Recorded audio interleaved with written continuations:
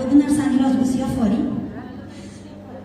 Bu avvalambor bu narsani gapirmagan bo'lardim, lekin Alloh taolo har birimizga alohida umr beradi va bu mas'uliyatdan, ya'ni meni Instagramda podpисчиklarim 2.300.000 dan oshiq va bu yerda shuncha ayollar yig'ilgani munosabati bilan bu narsaga shunchaki bir musulmon sifatida qarshi shunchaki qarab tura olmayman. Birinchidan, avvalambor ismim Sharifam Feruza Normatova va men ayni damda 36 yoshdaman.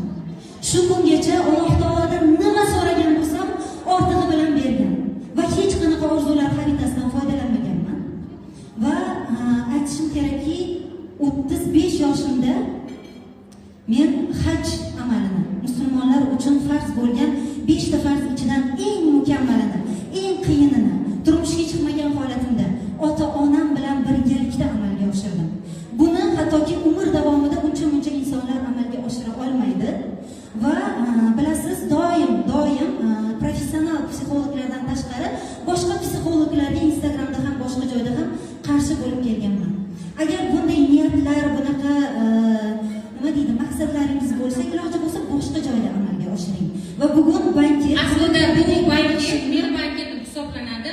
Sizlarga ibrat tariqasida mana shu narsaga, mana shu joy uchun bitta hikoyani sizlarga aytib o'taman.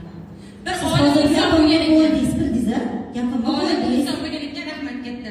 Olim inson bo'lgan ekan. Men hozir bu yoqda vedущийman, to'g'ri, sizni tadbiringiz. Men bu yerga vedущий sifatida, boshlovchi sifatida taklif etilganman. Aynan qonunda kelib oling, nechinchi modda edi? Diniy ma'lumot tarqatishga hech kimning haqqi yo'q. Va o'ylaymanki, bunaqa ma'lumotlarni boshqa joyda tarqatsangiz to'g'ri bo'ladi. Ayollarni ongini zaharlashga yoki hali tasdiqlanmagan, hujjatlanmagan ma'lumotlar bilan bunaqa zaharlashga hech kimning haqqi yo'q deb o'ylayman. Faqat Allohga ishoning. Biz uchun berilgan namoz bor, ibodatlar bor. Allohdan to'g'ri so'rang. Xohlagan joyingizda mana shu yerda o'tirib ham so'rang. Albatta amalga oshadi. Agar niyatlar to'g'ri bo'lsa, jiddiy bo'lsa.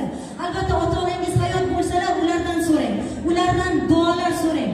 Ularni duolari yashin tezligida ibodat bo'ladi. Biz uchun berilgan tahajjudlar bor, namozlar bor. O'ylaymanki, ortiqcha narsalarga hojat yo'q. Albatta shu yerda xizmatimni, vazifamni tugataman. Hammamizdan Alloh taolo rozi bo'lsin. Bundan buyog'iga nima gaplar gapirasiz, bemalol gapiravering. Men bo'lmagan davralarda bemalol xohlagan gapingizni gapiravering. Ishonib menga ushbu tadbirni topshirganingiz uchun kattakon rahmat. O'z vazifamni bajardim. Hammamizdan Alloh taolo rozi bo'lsin va hech qachon shaytonning la'yini har xil fitnalarga ishonmasdan to'g'ri yo'limizda hayotimizni chiroyli yashashni nasib etsin, xotimamizni go'zal qilsin, oxiratda savol javoblarimizni yengil qilsin va bizga jannatlarni nasib etsin. Assalomu alaykum va rahmatulloh.